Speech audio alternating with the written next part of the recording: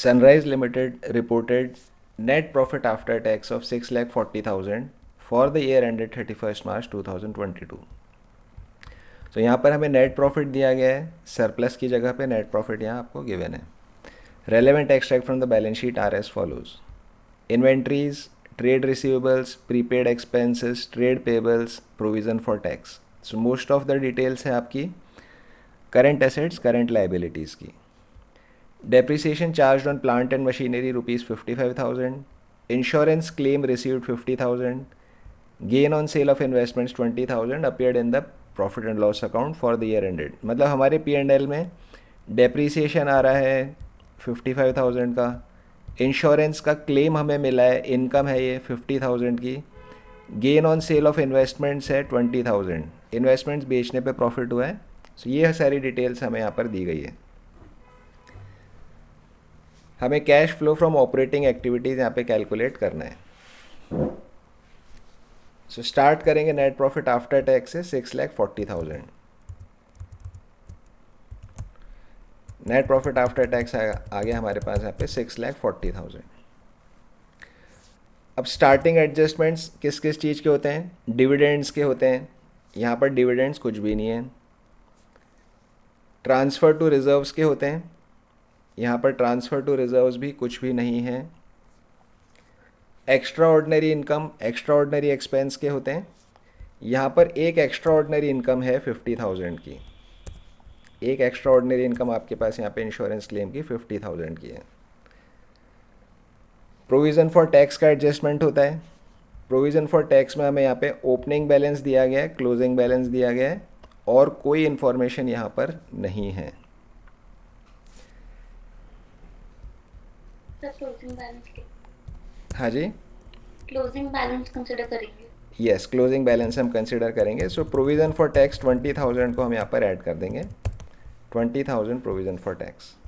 और एक extra ordinary income है इंश्योरेंस क्लेम की 50,000, इसे हम यहाँ पर लेस कर देंगे. Insurance claim received, this is my extra ordinary income. इसे क्यों किया हमने less? Because it is, minus करेंगे ना. हाँ जी, इनकम है, इसको माइनस करेंगे. यस, इसको लेस कर दिया हमने. ये हमने यहाँ लेस किया है. सो 6,40,000 से स्टार्ट किया, 20,000 ऐड किया तो 660 हो गया. 660 में से 50 माइनस किया, 6,10,000 यहाँ पर आ गया. तो ये net profit before tax and extra ordinary items यहाँ कैलकुलेट हो गया. Next is non cash and non operating income and expenses. देखिए यहाँ पर कुछ है क्या नॉन कैश? डेप्रिसिएशन. डेप्रीसिएशन है यहाँ पे. सो डेप्रीसिएशन को हम यहाँ पर वापस ऐड कर देंगे 55,000 रुपीज़. ये यहाँ पर ऐड हो गया.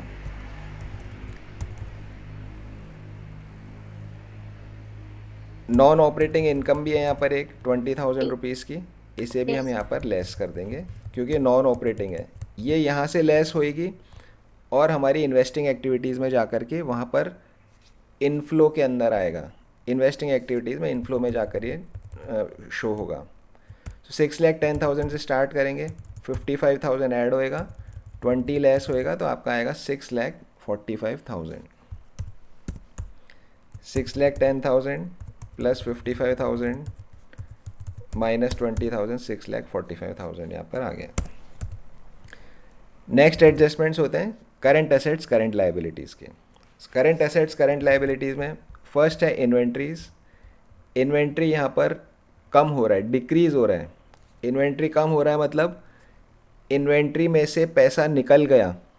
इन्वेंट्री की फॉर्म में पैसा था, अब इन्वेंट्री कम हो गया तो इन्वेंट्री से क्या बन गया? वो कैश बन गया. So decrease in current assets is added. Decrease in current asset है वो यहाँ पर ऐड होता है. ट्रेड रिसीवेबल्स 110 था 150 हो गया, एक 10 था एक 50 हो गया, तो 40,000 रुपये ज़्यादा यस लेस करेंगे. ज़्यादा ट्रेड रिसीवेबल्स में फंस गए हमारे, ज़्यादा ट्रेड रिसीवेबल्स में फंस गए तो 40,000 रुपीज़ हम यहाँ पर लेस करेंगे. इंक्रीज इन करंट एसेट्स यहाँ पर लेस होता है. प्रीपेड एक्सपेंस, ये भी करंट एसेट है. 6,000 था 20 हो गया, 14,000 रुपये और यहाँ पर आकर के फंस गए हमारे. तो ये भी हमारा कैश को कम करेगा, ये भी हम लेस कर देंगे प्रीपेड एक्सपेंस। ट्रेड पेबल से करंट लाइबिलिटी है, करंट लाइबिलिटी 80 से 110 हो गई, इंक्रीज इन करंट लाइबिलिटी हो गया, करंट लाइबिलिटी आपके यहाँ पर बढ़ गई, मतलब किसी और का पैसा हमारे पास में आ गया। करंट लाइबिलिटीज इंक्रीज हो गई मीन्स किसी और का पैसा हमारे पास में यहाँ पर आ गया। आई गेस दक्ष अंदर नहीं आ पा रहा है, चेक कर लीजिए। अभी जस्ट इसका क्लिक आया है। पता नहीं फिर। ओके, सो ट्रेड पेबल्स यहाँ पर इंक्रीज हो गया, 30,000 हमने यहाँ पर ऐड कर दिया। प्रोविजन फॉर टैक्स हम यहाँ पर कर चुके, so current asset current liability का एडजस्टमेंट यहाँ पर हमने कर लिया है। देखें ऐड लेस करने पे क्या आता है, 645 से हमने स्टार्ट किया था, ऐड 10,000 ऐड 30,000 लेस 40 लेस 14। अगर हम इसे करते हैं 645 प्लस 10,000 प्लस 30,000 माइनस 40 माइनस 14, 6,31,000 यहाँ पर आ गया। कैश जेनरेटेड फ्रॉम ऑपरेशंस यहाँ पर आ गया है। अब लास्ट दो एडजस्टमेंट्स रहते हैं, इनकम टैक्स पेड के और एक्स्ट्रा ऑर्डिनरी आइटम्स के। सो इनकम टैक्स पेड कौन सा होगा, पिछले साल वाला इस साल पेड माना जाएगा। सो 15,000 रुपीज़ को हम यहाँ पर लेस कर देंगे। यस, ये लेस हो गया। और एक एक्स्ट्रा ऑर्डिनरी इनकम थी, इंश्योरेंस क्लेम से हमें मिली थी, यहाँ पे इंश्योरेंस क्लेम रिसीव्ड 50,000, इसे हम यहाँ पर वापस से ऐड कर देंगे, इंश्योरेंस क्लेम रिसीव्ड ऐड 50,000। सो अभी क्या बन रहा है, 631 माइनस 15 प्लस 50, 6,66,000। ये हमारा फाइनल आया है cash flow from operating activities. So operating activities जो हमारा मेन बिजनेस ऑपरेशंस है, उन बिजनेस ऑपरेशंस से हमें कैश अर्न हुआ है 6,66,000 का। अभी भी ये पूरा कैश फ्लो नहीं बना, ये ऑपरेटिंग एक्टिविटी है। इसी बिजनेस का इन्वेस्टिंग एक्टिविटी भी होगा, इसी बिजनेस का फाइनेंसिंग एक्टिविटी भी होगा, सबको मिला करके कंप्लीट कैश फ्लो बनता है। वो क्वेश्चंस अभी और थोड़ा 4-5 क्वेश्चन के बाद आएंगे। चलिए नेक्स्ट क्वेश्चन पे चलते हैं। सो आसान सा क्वेश्चन था ये, question number 18। Compute cash flow from operating activities from the following. Profit for the year 31st March 22 is 10,000 after providing for depreciation of 2,000। 10,000 रुपये का प्रॉफिट अर्न किया है, डेप्रिसिएशन इन्होंने हमें यहीं पर ही दे दिया। पिछले क्वेश्चन में डेप्रिसिएशन नीचे दिया था, इसमें डेप्रिसिएशन ऊपर ही दे दिया हमें। Current assets and current liabilities of the business R S follows. यहाँ सारे करंट एसेट्स करंट लाइबिलिटीज दिए गए हैं।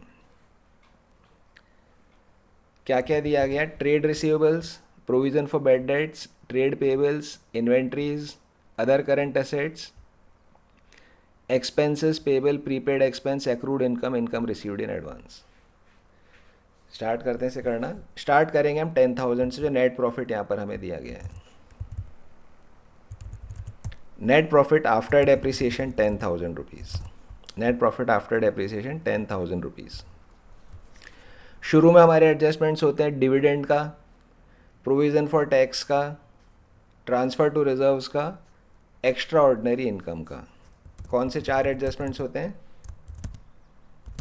डिविडेंड, ट्रांसफ़र टू रिजर्व्स, फिर आपका हो गया एक्स्ट्रा ऑर्डिनरी आइटम्स का, और हो गया आपका प्रोविज़न फॉर टैक्स का। ये 4 एडजस्टमेंट्स होते हैं हमारे शुरू के अंदर नेट प्रॉफिट बिफोर टैक्स निकालते वक्त। सो इस क्वेश्चन में कहीं भी डिविडेंड आपको गिवन नहीं है, प्रपोज डिविडेंड या फाइनल डिविडेंड, इंटरिम डिविडेंड कुछ भी यहाँ गिवन नहीं है।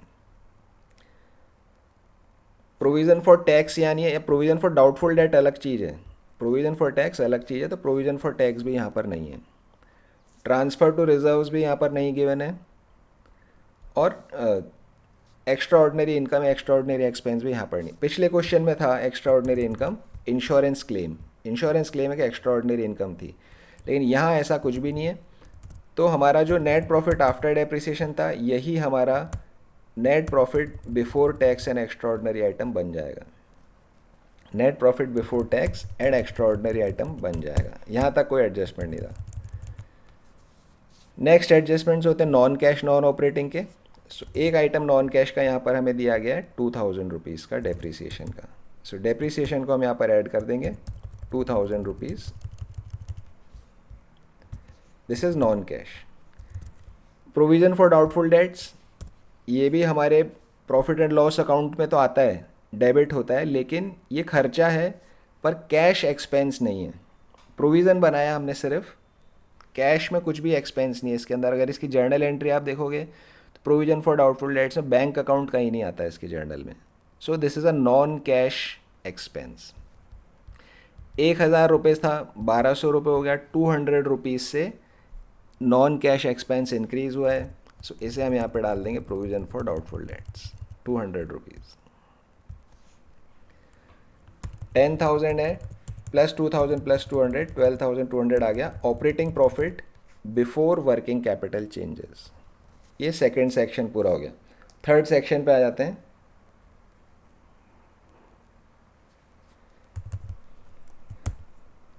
Working capital changes. फर्स्ट से स्टार्ट करते हैं। Trade receivables. ट्रेड रिसीवेबल्स साल के शुरू में 14,000 था, ये 21 है, 22 इधर है, अब ये 15,000 हो गया। ट्रेड रिसीवेबल्स इंक्रीज़ हो रहा है 14 से 15, मतलब मेरा ज़्यादा पैसा ट्रेड रिसीवेबल में फंस गया है जाके। ट्रेड रिसीवेबल्स में ज़्यादा पैसा स्टकअप हो गया, ट्रेड रिसीवेबल्स इंक्रीज़ हो रहे हैं। सो इससे मेरा कैश कम हो जाएगा क्योंकि मेरा पैसा वहाँ जाके फंस गया है। सो लेस करेंगे इसे, 1,000 रुपीज़ को यहाँ पर लेस करेंगे। जो हमने कल टेबल बनाई थी, अगर आपको वो याद है तो आप उससे भी कर ही सकते हो। Increase decrease. करेंट एसेट्स अगर इंक्रीज़ होते हैं तो ये लेस होता है। अब इधर उल्टा उल्टा कर दीजिए, इधर ऐड आ जाएगा, इधर ऐड आ जाएगा, तो ये इधर लेस आ जाएगा। इसको याद रखना है, इससे भी आप कर सकते हो। अदरवाइज़ अंडरस्टैंडिंग के हिसाब से असेट में मेरा पैसा ज़्यादा फंस गया जा कर के, इसीलिए असेट इंक्रीज़ हो रहे हैं, तो ये मैं लेस करूँगा क्योंकि कैश कम इसमें हो गया मेरा। इसका काम हो गया। प्रोविज़न फॉर बैड डेट्स का हो गया। Trade payables. ट्रेड पेबल्स 13 से 15 हो गया। लाइबिलिटी मेरी यहाँ पर इंक्रीज़ हो गई, किसी और का पैसा मेरे पास आ गया है, किसी और का पैसा मेरे पास आ गया। So increase in current liability जो है वो ऐड होएगी। Increase in current liability will be added 2,000 rupees. Inventories. Stock 5,000 था, अब 8,000 हो गया। मैंने ज़्यादा स्टॉक खरीद लिया, स्टॉक में मेरा पैसा जा कर के फंस गया है। इट मीन्स इससे कैश कम हो रही है, तो मैं इसे यहाँ पर लेस करूँगा। Inventories 3,000 rupees. Other current assets. Other current assets 10,000 था, अब 12,000 हो गया। सो अगेन असेट इंक्रीज़ हो रही है, इंक्रीज़ इन करेंट एसेट्स जो होता है वो हम लेस करते हैं। सो अदर करेंट एसेट्स ये भी यहाँ पर आपका लेस हो जाएगा।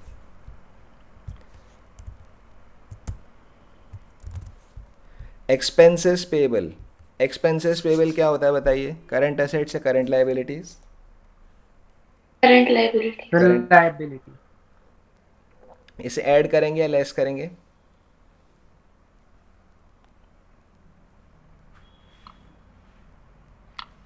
सर लेस करेंगे। तो लेस। लेस करेंगे। देखो लाइबिलिटी है, करंट लाइबिलिटी का हम देखते हैं। करंट लाइबिलिटी अगर बढ़ती है, करंट तो ये वो लाइबिलिटी तो करेंगे। तो ऐड करेंगे। करंट लाइबिलिटी अगर इंक्रीज होती है, सर डिक्रीज हुई है। देखो इसमें क्वेश्चन में क्या किया गया है, opening figure left hand side पे दे दी गई है, closing figure right hand side पे दे दी गई है। तो ये 1,000 से 1,500 हो रही है, तो ये इंक्रीज़ हो रही है। तो इस चीज़ का ध्यान रखना है कि कौन से साइड में कौन से साल की फिगर दी गई है। मोस्ट ऑफ द केसेस में latest year left hand side पे होता है, current year left hand side पे होता है, कहीं कहीं ये उल्टा भी कर देते हैं। तो इसका ध्यान रखना है, इससे कोई सिली मिस्टेक नहीं होनी चाहिए। सो यहाँ पर लाइबिलिटी इंक्रीज़ हो रही है 500 रुपये से, मतलब किसी और का पैसा मेरे पास आ गया, कैश इंक्रीज़ हो गया मेरे पास। सो हम इसको यहाँ पर ऐड करेंगे। Expenses payable 500 rupees. Prepaid expense क्या होता है? Current assets current liabilities. Current asset. इसको ऐड करेंगे या लेस करेंगे? ऐड करेंगे।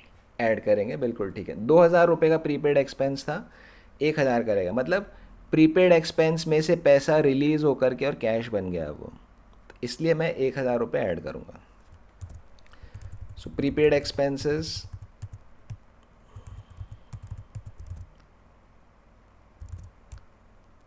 1,000 रुपये यहाँ पर ऐड हो गया। एक्रूड इनकम, ये क्या होता है? Liability asset. Asset. Accrued income भी हमारा असेट है। ओके, सो ये भी इंक्रीज़ हो रहा है, तो इंक्रीज़ अगर हो रहा है तो इसे भी हम यहाँ पे लेस करेंगे। इनकम रिसीव्ड इन एडवांस, ये क्या है? असेट या liability? Liability. Yes, income received in advance is a liability. किसी ने मुझे पैसा एडवांस दे दिया, अभी देने का था ही नहीं, तो वो कभी भी मेरे से वापस मांग सकता है, इसलिए इट इज़ अ लाइबिलिटी। ये लाइबिलिटी यहाँ डिक्रीज़ हो रही है 2,000 से 1,000, तो डिक्रीज़ इन लाइबिलिटी जो है इसे हम यहाँ पर लेस करते हैं 1,000 रुपीज़। सो अब अगर हम पूरा देखेंगे 12,200 में ये सारे आइटम ऐड होंगे, ये सारे आइटम हमारे लेस होंगे।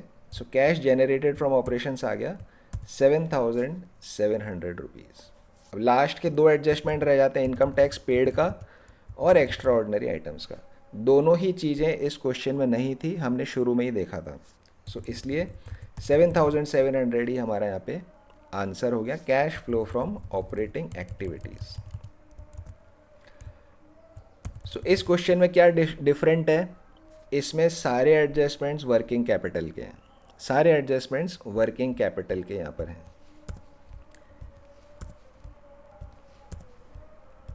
अभी हमारे क्वेश्चन मिक्स नहीं चल रहे हैं। जब मिक्स चलेंगे, जब ऑपरेटिंग, इन्वेस्टिंग, फाइनेंसिंग सब करना होगा, तो इनके बीच बीच में प्लांट एंड मशीनरी भी आएगा, इन्वेस्टमेंट्स भी आएगा, इशू ऑफ शेयर्स भी आएगा, डिबेंचर्स भी आएगा। तो आपको ध्यान देना होगा कि कौन सी चीज़ करंट एसेट, करंट लायबिलिटी है, कौन सी चीज़ इन्वेस्टिंग, फाइनेंसिंग एक्टिविटी। अभी तक वो प्रॉब्लम यहाँ पर हमें नहीं आई है। क्वेश्चन 19 पे आ जाते हैं। Calculate cash flow from operating activities from the following information. Net profit, net profit हमें दिया गया है। आगे क्या लिखा है देखो, difference between closing and opening balance of surplus, that is balance in statement of P and L. So opening closing अलग अलग देने की जगह पे इसने आपको सीधा सीधा चेंज ही बता दिया, इतना चेंज हुआ है सरप्लस में। फाइनल डिविडेंड कितना पे किया इसने खुद ही बता दिया, प्रपोज डिविडेंड का चक्कर ही नहीं है। Compensation for natural disaster credited to statement of P and L. Natural disaster से रिलेटेड कुछ एक्ट हुआ था, उसके लिए कंपेंसेशन मिला, इसको पी एंड एल में क्रेडिट किया गया है। Extraordinary income. Yes, this is my extraordinary income. Depreciation दिया गया है, loss on sale of investment, gain on sale of land, provision for tax कितना हुआ वो सिर्फ एक फिगर हमें यहाँ दी गई है। डिविडेंड रिसीव्ड है, उसके आगे यहाँ से यहाँ तक सारा एडजस्टमेंट वर्किंग कैपिटल के हैं। या इनकम टैक्स रिफंड है या इनकम टैक्स पेड है। सो हमें कोई चक्कर ही नहीं है यहाँ पे। प्रोविज़न फॉर टैक्स अलग से बता दिया, यहाँ पे ये प्रोविज़न फॉर टैक्स अलग से बता दिया, इनकम टैक्स पेड हमें अलग से बता दिया गया। तो कोई अकाउंट बनाने की ज़रूरत नहीं है, पिछला साल, इस साल, कुछ भी हमें यहाँ पे करने की ज़रूरत नहीं है। इसे आप लोग सॉल्व कर सकते हो। Yes sir. ट्राई करिए अपनी नोटबुक में से, बिल्कुल डायरेक्ट क्वेश्चन है।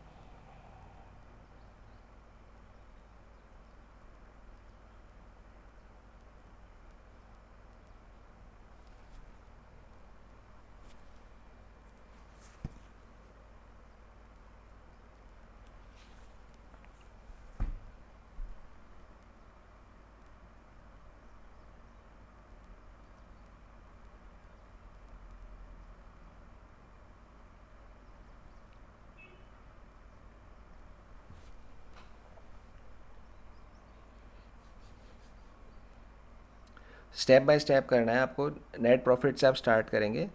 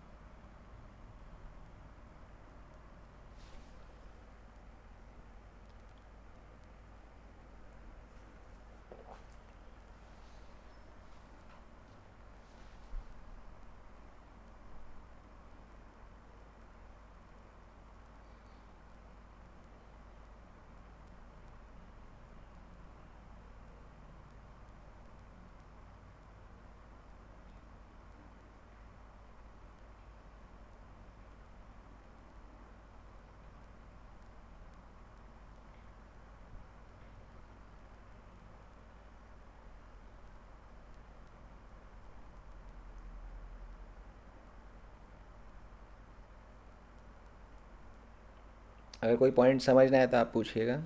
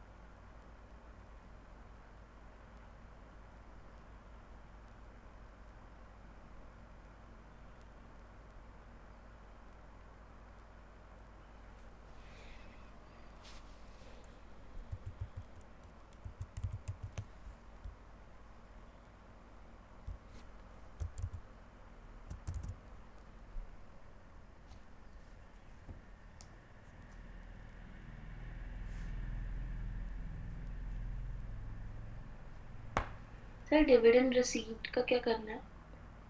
डिविडेंड रिसीव्ड आपके हिसाब से क्या होना चाहिए? तो इन्वेस्टिंग एक्टिविटी है ये इन्वेस्टिंग एक्टिविटी है, तो आप इसे छोड़ दीजिए। तो। ओके।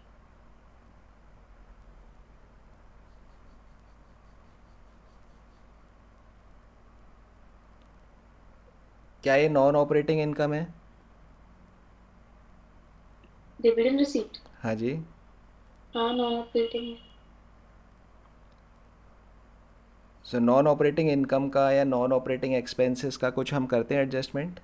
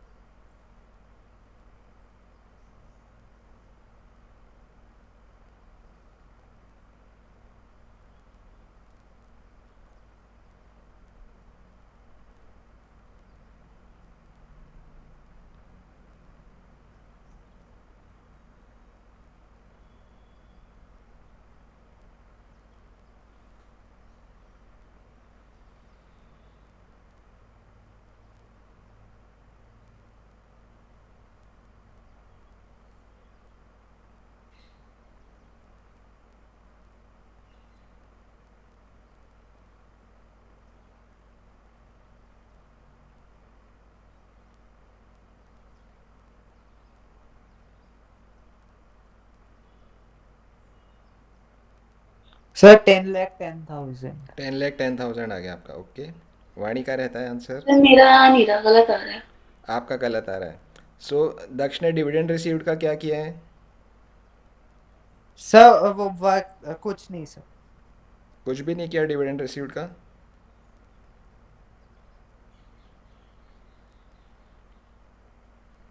नहीं सर। फिर आपका आंसर सही कैसे आ गया? क्या डिविडेंड रिसीव्ड एक नॉन ऑपरेटिंग इनकम है? Yes sir. So non operating income का हम एडजस्टमेंट करते हैं या नहीं करते हैं? सर वर्किंग नोट में करते हैं ना वो। नहीं, वर्किंग नोट में नहीं। देखो हमारा जो यहाँ पर हम स्टार्ट करते हैं इस क्वेश्चन को, आपका डिफरेंस कितने का आ रहा है वाणी? सर क्या? आंसर कितने का डिफरेंस आ रहा है आपका आंसर में? 9,45,000 आ रहा है मेरा। तो आपके और भी कुछ गलती है। फिर देखो यहाँ पर हम इसमें जाते हैं क्वेश्चन नंबर 19। देखो नेट प्रॉफिट से हम स्टार्ट करते हैं, नेट प्रॉफिट से स्टार्ट करते हैं या फिर हम सरप्लस से स्टार्ट करते हैं। उसके बाद हमारे 4-5 तरह के सर एडजस्टमेंट्स ये हैं। यस वाणी, सर इस स्टेप का आंसर सही है 9,35,000। इस स्टेप का आंसर आपका ठीक है। दक्ष का ठीक है 935 स्टेप का। Yes sir. ओके, इसके बाद हम जो एडजस्टमेंट्स करते हैं वो हम करते हैं non cash and non operating expenses या फिर इनकम के। नॉन कैश अगर कोई खर्चा है तो उसे हम यहाँ पर वापस ऐड कर देते हैं। नॉन कैश इनकम है तो उसे हम लेस कर देते हैं। नॉन ऑपरेटिंग एक्सपेंस है। नॉन ऑपरेटिंग एक्सपेंस का क्या मतलब है? नॉन ऑपरेटिंग एक्सपेंस मतलब भाई तीन ही तरह के हो सकते हैं देखो, या तो ऑपरेटिंग या इन्वेस्टिंग या फिर फाइनेंसिंग। जब मैंने नॉन ऑपरेटिंग कर दिया इसका मतलब क्या है, वो या तो इन्वेस्टिंग है या वो फाइनेंसिंग है। अगर नॉन ऑपरेटिंग है मतलब या तो इन्वेस्टिंग है फाइनेंसिंग है, इन तीन के अलावा दुनिया में कुछ होता ही नहीं है। सो नॉन ऑपरेटिंग मतलब इन दोनों में से किसी चीज़ में आना चाहिए वो एक्सपेंस। इसी तरह से नॉन ऑपरेटिंग इनकम, ऐसी इनकम जो कि या तो इन्वेस्टिंग है या वो फाइनेंसिंग है, क्योंकि ऑपरेटिंग में नॉन लिख दिया, ऑपरेटिंग नहीं है, इन्वेस्टिंग फाइनेंसिंग दोनों में से एक हो सकती है। अब डिविडेंड रिसीव्ड इन्वेस्टिंग इनकम है आपकी, तो इसे हम यहाँ पर लेस करेंगे, इसको हम यहाँ से लेस करेंगे और इन्वेस्टिंग एक्टिविटी में जाकर के वहाँ पर इनफ्लो के अंदर इसे दिखाएंगे। अब यहाँ पर इसको देखिए, यहाँ पर आपका आना चाहिए आंसर 10,05,000। ये दक्ष का मैच हो रहा है।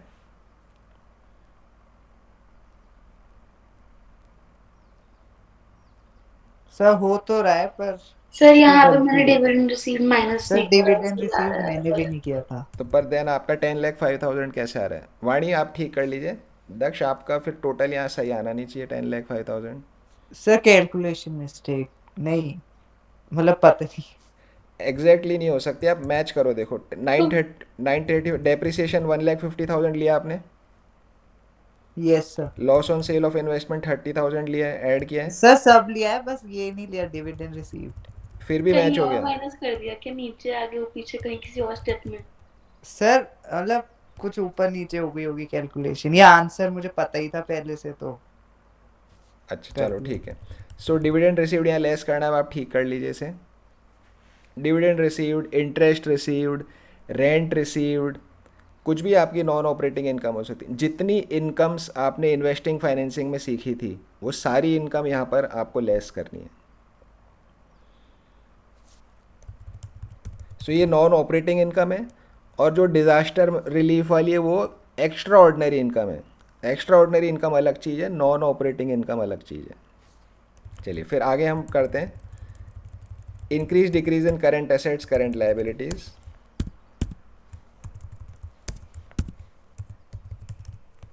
Decrease in current assets increase in current liabilities, इसको करने के बाद आपका कैश जनरेटेड फ्रॉम ऑपरेशन आएगा 10,45,000। चेक करिए इसे।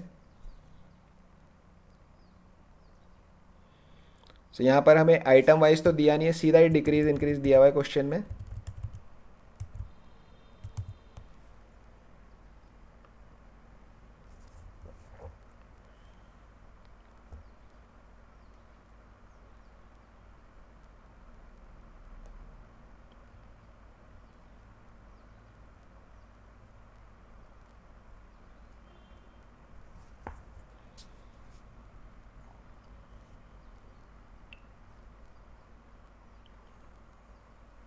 कैश जनरेटेड फ्रॉम ऑपरेशंस आ गया है वाणी का? यस सर अब आ गया। अभी आ गया, ठीक है। दक्ष आप भी ठीक कर लीजिए।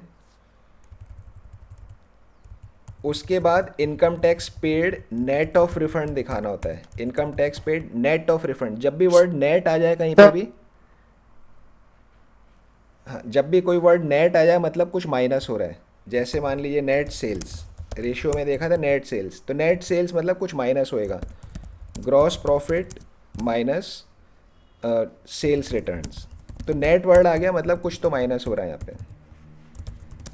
नेट प्रॉफिट होता है मतलब ग्रॉस प्रॉफिट में से आपके ऑपरेटिंग एक्सपेंसेस माइनस होते हैं, नॉन ऑपरेटिंग इनकम एक्सपेंस भी आपके एडजस्ट होते हैं। तो नेट वर्ड आ गया मतलब कुछ तो एडजस्टमेंट यहाँ पर हो रहा है। इकोनॉमिक्स में होता है net factor income from abroad.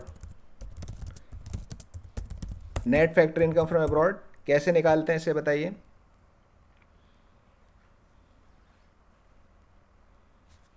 Net factor income from abroad कैसे निकालते हैं, याद है आपको? तो फीफा माइनस थीटा। क्या शॉर्ट फॉर्म क्या बोला आपने? Factor income from abroad minus factor income to abroad. Yes, so factor income from abroad minus factor income to abroad. So कुछ माइनस हो रहा है। जब भी नेट वर्ड अगर आपको कहीं भी दिखेगा तो मतलब कुछ ना कुछ तो उस चीज़ के अंदर से माइनस हो रही है। सो इसी तरह से आपका यहाँ पर इसका एडजस्टमेंट हो रहा है। Income tax paid minus income tax refund, net tax paid आपका यहाँ पर आ गया। Extra ordinary item compensation for natural disaster को अब यहाँ लाकर हम ऐड कर देंगे, कंपेंसेशन फॉर नेचुरल डिजास्टर। सो ये आपका आ गया 10,10,000 आंसर।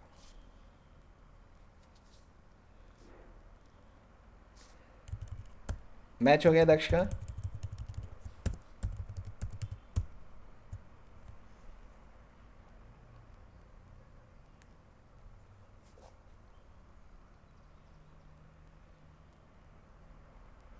सर एक बार फुल सॉल्यूशन दिखा दीजिए ऊपर करके। ओके,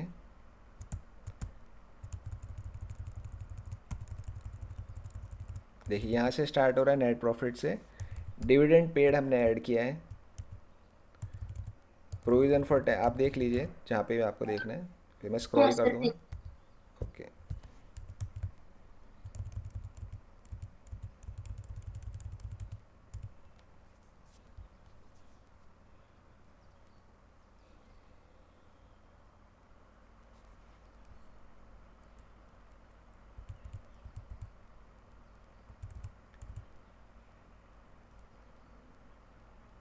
दक्ष मैच हो गया आपका, आगे बढ़ें।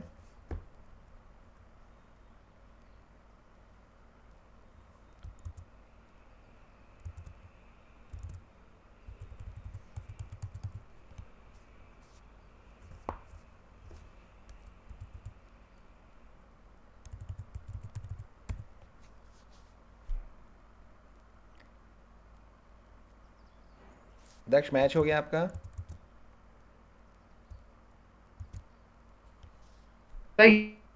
यस ओके ठीक है, क्वेश्चन 20 पे आ जाते हैं हम। सर, हो गया। Okay okay, question number 20। Following information is related to Vishwas limited. Statement of P and. अब देखो यहाँ क्वेश्चन डिफरेंट हो गया है। अभी तक जो भी हमने क्वेश्चंस किए, इवन इन्वेस्टिंग फाइनेंसिंग के भी किए थे, उनमें सब में बैलेंस शीट गिवन थी। अभी पीछे जो हमने ऑपरेटिंग के किए, इसमें एग्जैक्टली बैलेंस शीट नहीं गिवन थी। पी एंड एल के आइटम्स क्या क्या खर्चे हैं, क्या क्या इनकम है, वो सब भी आपको यहाँ दिया गया था। अब यहाँ जो क्वेश्चन हमारे पास में आ रहा है, इसके अंदर क्या है, हमें प्रॉफिट एंड लॉस अकाउंट दिया जा रहा है। प्रॉफिट एंड लॉस अकाउंट है statement of P and L. शायद फर्स्ट क्वेश्चन होगा ऐसा जिसमें हमें profit and loss account given है। इन्वेस्टिंग फाइनेंसिंग का क्वेश्चन पी एंड एल से सॉल्व नहीं होगा, वो तो बैलेंस शीट से ही होगा। बट ऑपरेटिंग एक्टिविटी का पी एंड एल से हो सकता है, क्योंकि हम बेसिकली यहाँ प्रॉफिट ही तो निकाल रहे हैं। Only thing is cash profit हम यहाँ पे निकाल रहे हैं। So revenue from operations, other income, total revenue. Expenses हैं यहाँ पे, profit before tax less provision, profit after tax यहाँ आपको दिया गया है। ये आपका पी एंड एल का फॉर्मेट है। जब भी नोट हो, जैसे यहाँ नोट है 1, 2 और 3, तो डिटेल हमें नोट में जाके देखनी है, यहाँ के नंबर को नहीं मानना है। सो पॉइंट नंबर 1 का नोट नंबर 1 का देखते हैं detail. Other income, dividend received, ये हमें यहाँ मिल गया। Gain on sale of plant, ये हमें यहाँ पर मिल गया। सो 45,000 यहाँ पर हो रहा है। सेकेंड नोट किसका है? चेंज इन इन्वेंट्रीज का, चेंज इन स्टॉक का। Basically opening stock closing stock का है। सो यहाँ पर हमें ओपनिंग स्टॉक क्लोजिंग स्टॉक दिया गया है। ये हमें इन्वेंट्री है, ये हमें काम आएगा वर्किंग कैपिटल में, क्योंकि इन्वेंट्री एक ऐसी चीज़ है जो बैलेंस शीट में भी आती है, पी एंड एल में भी आती है। तो ऑपरेटिंग के लिए हम इसे वर्किंग कैपिटल चेंजेस के लिए यहाँ से यूज़ कर सकते हैं।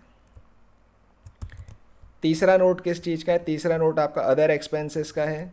सो अदर एक्सपेंसेस में आपके ऑफिस एक्सपेंस है, सेलिंग एक्सपेंस है, loss on sale of assets है। ये पूरा पी एंड एल आपको यहाँ पर दिया गया, प्रॉफिट एंड लॉस अकाउंट।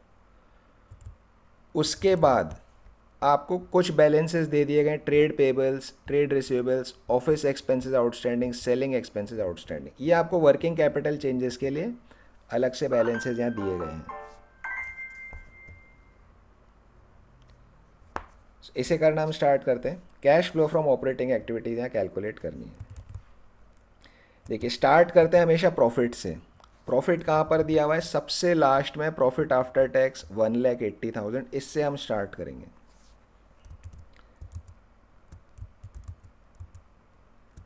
$1,80,000 से हम स्टार्ट करेंगे। 1,80,000 यहाँ पे आ गया।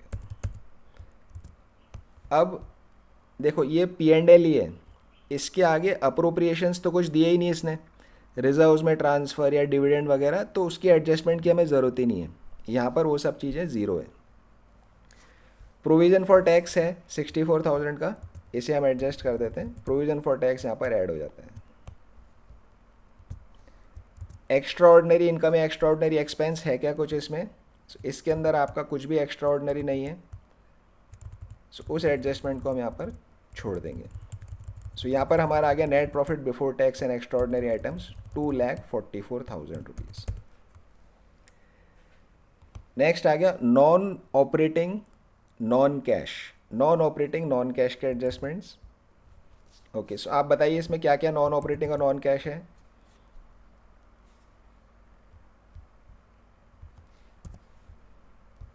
Dividend received. डिविडेंड रिसीव्ड कहाँ पे है? ये dividend received is a non operating income, इसे हम लेस करेंगे। बिल्कुल ठीक आंसर है। सो डिविडेंड रिसीव्ड को हम यहाँ पर 5,000 रुपये लेस कर देंगे।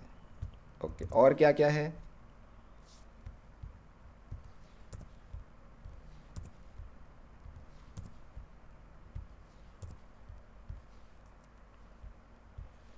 डिविडेंड रिसीव्ड लेस कर दिया, पॉइंट नंबर ए लेस हो गया।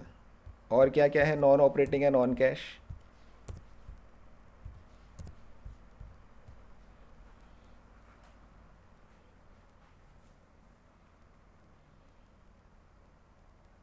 Depreciation and amortisation expense. Depreciation amortisation ये एक नॉन कैश एक्सपेंस है, इसे हम ऐड कर देंगे 1,85,000। सो 1,85,000 यहाँ पर हमने ऐड कर दिया। ओके, और क्या क्या है?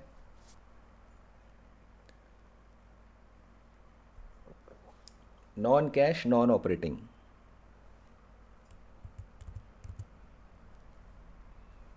Gain on sale of plant. Yes, gain on sale of plant. Plant एक असेट होता है, असेट हमारा इन्वेस्टिंग एक्टिविटी में आता है, उसको बेचने पे हमें यहाँ पे गेन हुआ है, तो इसे हम यहाँ पे लेस कर देंगे। नॉन ऑपरेटिंग इनकम है, gain on sale of plant, ये यहाँ पर लेस कर दिया 40,000। और क्या क्या है?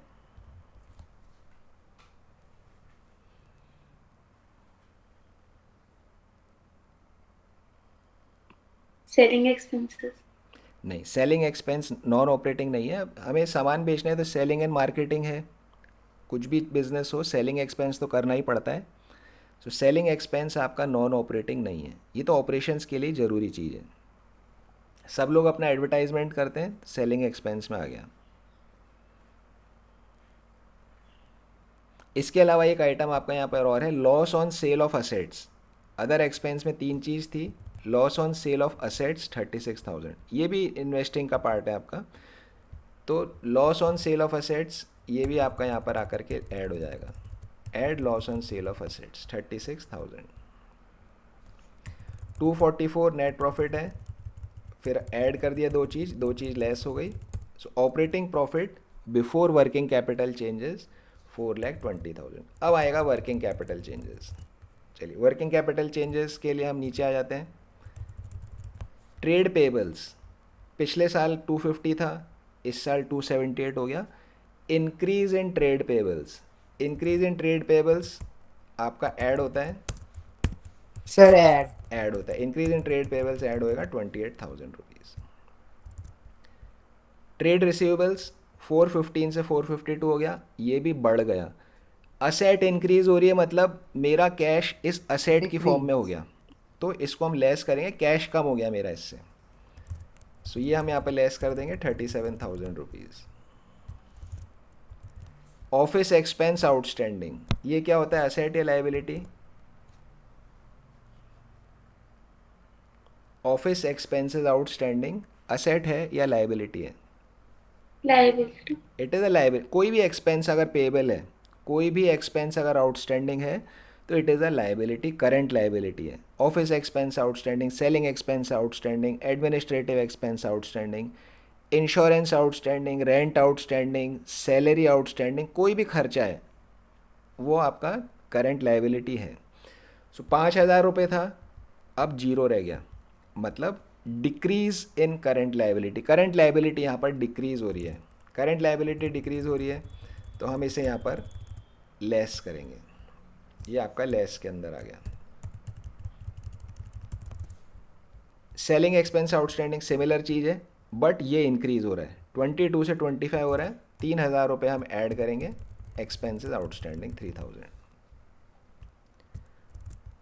So current asset current liability के चेंजेस यहाँ मिल गए। P&L में आपको मिलेगा इन्वेंट्रीज। ओपनिंग स्टॉक 284 था, क्लोजिंग स्टॉक 3 लाख है, सो इन्वेंट्री यहाँ पर इंक्रीज हो गया। इन्वेंट्री यहाँ पे 16,000 से इंक्रीज हुआ है। करंट असेट इंक्रीज हुआ है। करंट असेट अगर इंक्रीज होता है तो हम इसे यहाँ पर लेस करते हैं। क्यों लेस कर रहे हैं? क्योंकि मेरे पास में कैश था, अब इन्वेंट्री बन गया, इन्वेंट्री में जाके मेरा पैसा स्टकअप हो गया, सो कैश हैज़ रिड्यूस्ड, इसलिए हम यहाँ पर इसे लेस करते हैं। सो ये करंट एसेट करंट लाइबिलिटी का एडजस्टमेंट हो गया। कैश जनरेटेड फ्रॉम ऑपरेशंस आ गया आपके पास में 3,93,000, 3,93,000। चलिए अब नेक्स्ट, अब हमारा दो एडजस्टमेंट्स रह जाते हैं, income tax paid net of refund और एक एक्स्ट्रा ऑर्डिनरी का। So income tax paid net of refund आपका, प्रोविज़न फॉर टैक्स आपको दिया गया है, इनकम टैक्स पेड का फिगर कहीं भी नहीं है गिवन इसमें। अगर कहीं भी नहीं है तो जो प्रोविज़न फॉर टैक्स है इसी को हम मान लेंगे कि यही टैक्स पेड है। सो 64,000 रुपीज़ हम यहाँ पर इनकम टैक्स पेड में इसको लेस करेंगे। इनकम टैक्स रिफंड कुछ है नहीं आपके पास में, एक्स्ट्रा ऑर्डिनरी आइटम कुछ है नहीं आपके पास में, तो यही आपका आंसर हो गया 3,29,000। सो फर्स्ट टाइम ऐसा क्वेश्चन आया जो P&L से आपको कैलकुलेशन करनी है। P&L से आइटम्स चीज़ वही है, बट ओनली इन्फॉर्मेशन आपको कैसे दी जा रही है उसका वे बदल गया यहाँ पे, अदरवाइज चीज़ सारी वही है। क्वेश्चन 21 पे आ जाते हैं। Arthur limited reported a profit of 90,000 for the year ended 31 मार्च 2022। 90,000 का प्रॉफिट उन्होंने रिपोर्ट किया है। आफ्टर कंसिडरिंग द फॉलोइंग, ये सब चीज़ें एडजस्ट करने के बाद, tax provided during the year 3,000, जो प्रोविज़न किया टैक्स का 3,000 का है, amortization of goodwill 12,000, profit on sale of land 5,000, कुछ मशीनरी का एडजस्टमेंट यहाँ दिया गया है। Extract of its balance sheet at the beginning and end of the year. Opening balance देखिए, इस बार भी लेफ्ट हैंड साइड में ओपनिंग दे दिया, राइट हैंड साइड पे क्लोजिंग दे दिया, तो इस चीज़ का खास हमें ध्यान रखना है। अब यहाँ आपके सारे accounts receivable, stock, cash at bank, accounts payable, ये सब आपके करंट एसेट्स करंट लाइबिलिटीज यहाँ दिया गया है। Cash flow from operating activities calculate करना है, cash flow from operating activities. चलिए स्टार्ट करते हैं क्वेश्चन को प्रॉफिट से। प्रॉफिट है हमारा 90,000 का।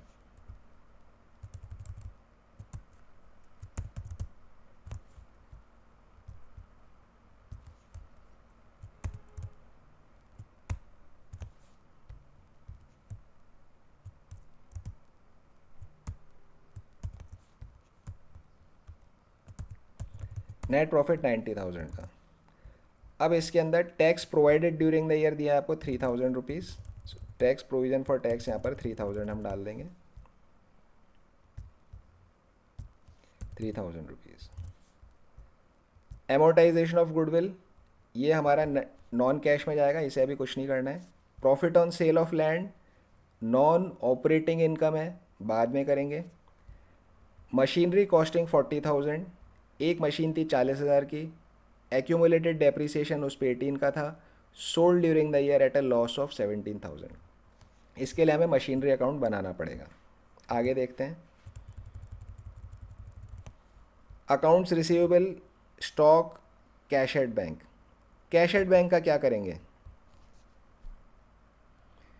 कैश एट बैंक का हम कुछ भी नहीं करेंगे, ये लास्ट में हम सीखेंगे। जब हम फाइनल बोलेंगे कि कितना कैश कम हुआ, कितना कैश ज़्यादा हुआ, तब हम कैश एट बैंक को वहाँ पर एडजस्ट करेंगे। कैश एंड कैश इक्विवेलेंट का ऑपरेटिंग, इन्वेस्टिंग, फाइनेंसिंग में कुछ आपको नहीं करना है। सो जब हमने एक्टिविटी सीखी थी, हमने 4 चीज़ों में कैटेगराइज किया था: operating, investing, financing, cash and cash, cash and cash equivalent. 4 चीज़ों में हमने सेग्रीगेट किया था हर एक एक्टिविटी को। सो जो कैश एंड कैश इक्विवेलेंट है वो इनमें से कहीं पे भी नहीं आएगा। फॉर एग्जांपल, जैसे इसने आपको कैश एट बैंक का बैलेंस दिया है, इसका हमें कुछ नहीं करना है। शॉर्ट टर्म इन्वेस्टमेंट्स, ये भी कैश में आता है, इसका भी कहीं ऑपरेटिंग एक्टिविटी में आपको एडजस्टमेंट नहीं करना है। मार्केटेबल सिक्योरिटी, कुछ नहीं करना है। बैंक बैलेंस, कुछ भी आपको यहाँ पर नहीं करना है।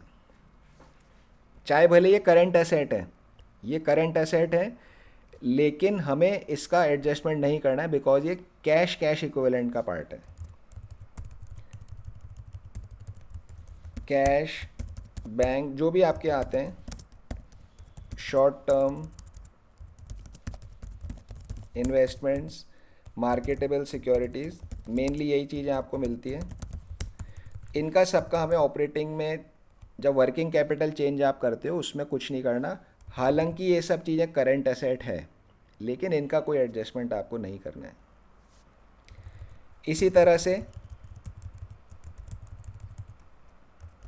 फाइनेंसिंग के अंदर आपका आता है बैंक ओवरड्राफ्ट। बैंक ओवरड्राफ्ट क्या होता है? क्या वो करंट एसेट, करंट लायबिलिटी में से कुछ है?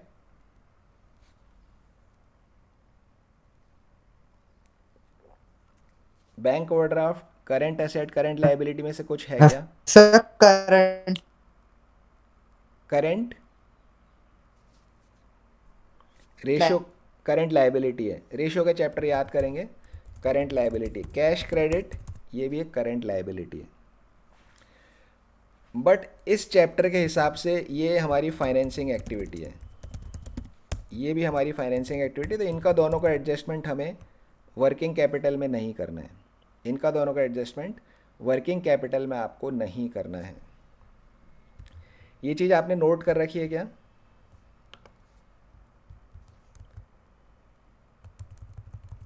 एक बार आपके नोट्स में देखिए कौन से नंबर पॉइंट तक आपने लिखा हुआ है।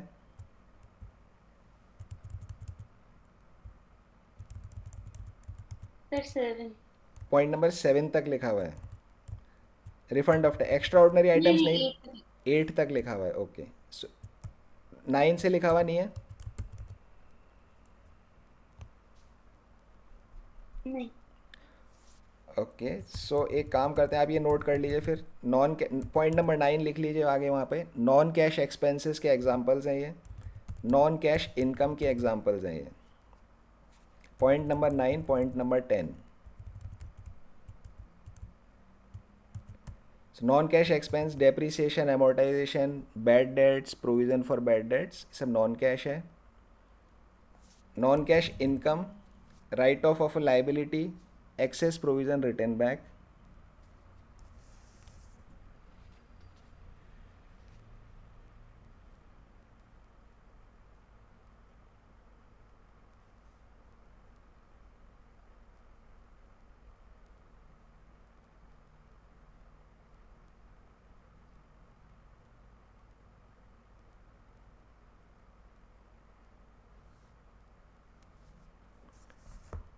पॉइंट 9 एंड पॉइंट 10 नोट करिए। पॉइंट 11 में नॉन ऑपरेटिंग एक्सपेंसेस के एग्जांपल्स लिखे हुए हैं।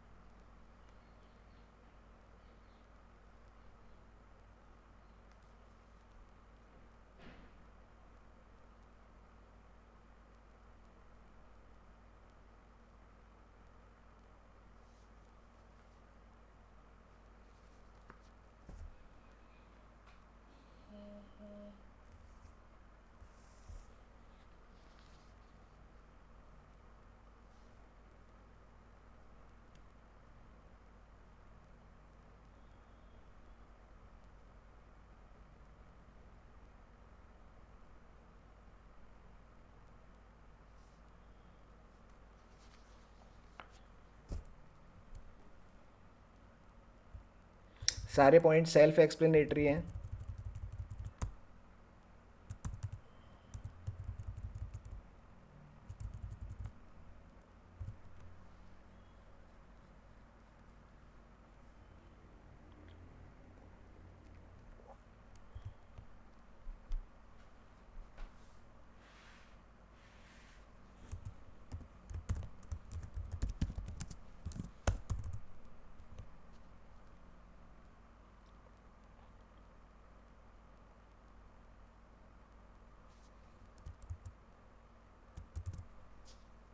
कोई भी पॉइंट अगर आपको नहीं समझ आ रहा है तो आप पूछिएगा।